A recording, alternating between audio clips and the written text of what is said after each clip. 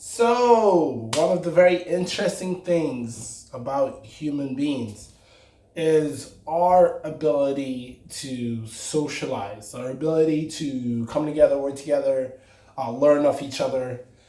And the reason I bring this up is because there's an experiment that was done in the 1950s by a man called Harlow. And this experiment was super unethical, wouldn't fly today. It really outlined the dangers of social isolation, especially at a young age. Now, it's obvious that human beings are sociable creatures. From early history, tribes working in foraging and gathering together, etc., just working as a community, building together. Um, and you can even take it to the microscopic level. All the cells in your body, cells are responsible for different things and stuff like that. There's a harmony together. There's a working together. So when it comes to the dangers of social isolation, Harlow really outlined and showed this. What he did, very unethical study. He took rhesus monkeys and newborn rhesus monkeys, isolated them from birth, and he put them in an environment with two surrogate mothers. One wire mother that had like a milk bottle, and a cloth mother, and he would test to see how the monkey would react. Like, which one would he go to? Now, popular belief at that time was that the main reason people formed attachment and bond was because of the primary caregiver was providing them with sustenance. However, in this experiment, the monkeys went to the wire mother that provided the milk only until they were satisfied, and then ran straight to the cloth mother. And you could see in these experiments they were clinging onto the cloth and they were rubbing the cloth. And what it really goes to show is that there is more to life than food. There's more to life than food, in the sense that the monkeys were getting comfort and security from the cloth mother. And he would examine this by and he would test this by different situations. He would introduce, say, a scary object, mechanical object, jaws and stuff, loud noises, and the monkey.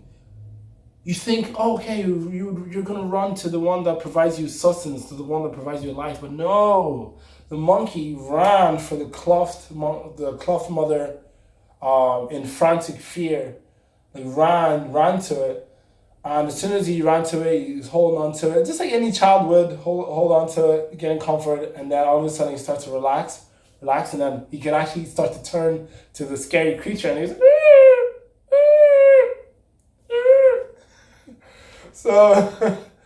So it's a sad experiment, but it really goes to show how powerful it is, social interactions at an early age. And to further expand on some of the experiments, some monkeys that weren't that didn't have any sort of social interaction, no wire mother or cloth mother, whenever they were presented with a scary object, what they would do, they would just rock back and forth and like go up against the wall and rock back and forth. And even when in those situations, those monkeys that were brought up with no wire mother, no cloth mother, whenever they placed a cloth mother there, it wouldn't move. So it would still just rock back and forth uncomfortable. And based on these experiments, all the monkeys that didn't have any social sort of interactions, they just exhibited abnormal ass behavior, like I said, rocking back and forth, biting and stuff like that. Whenever other monkeys were introduced, they would like avoid them and stuff. So social deprivation is serious. It is very, very, very serious. We learn from each other. As early as 2 months of age, babies are engaging in things like social smiling. They've got a enhanced sort of focus on facial structures versus unstructured faces or objects with no faces, according to tests. We're engaging in things like joint attention or gazing, like a baby start to look at someone else's facial response to see where they're looking, and it causes them to look in that direction. And you're like, well, what's the point in that? It's like, well, if you're learning a language and someone's saying this is a ball, you're gonna be like, ball? So a lot of social interactions are fundamental for the development of a natural functioning human being. So this video is just to raise awareness that get out there. If you're not someone who feels sociable, get out there. One of the key things that I found in this wasn't the unethical studies on monkeys. It was a statement that the monkeys that were isolated from birth, that were unsocialized, they can recover. They can actually recover. And the way that they recover is by being in an environment with other monkeys that are enthusiastic about kind of like working with that monkey and like getting it going, you know what I mean? Getting it like socialized, like hanging out with it and stuff like that. And within a period of 6 months to a year, the isolated monkey started to exhibit the same normal natural functions as all the other monkeys. So that was the most beneficial thing that I got from learning and reading about Harlow's monkeys. Harlow's monkeys experiment. And what that transfers onto to humans is that if you are someone who maybe you weren't raised in the best environment, you feel very socially isolated, you're very socially anxious,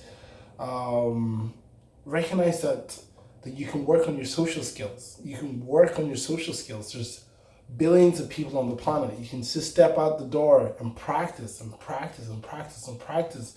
Start with just walking up to someone, smiling and say hi, and then walking away. Say hello, how are you? There has actually been a political campaign to help people with loneliness in the community by inspiring other people to just say hello as they move through their community. Just say hello, hi, how's it going? So recognize that regardless of where you are, working on your social skills, developing connections with people where you can feel secure and comfort is vital to health. We cannot live on bread alone. This is what this experiment has shown me. So with that being said, thank you very much for watching this video. If you got any questions, leave them in the comment section below. As always, peace, love, and veganism.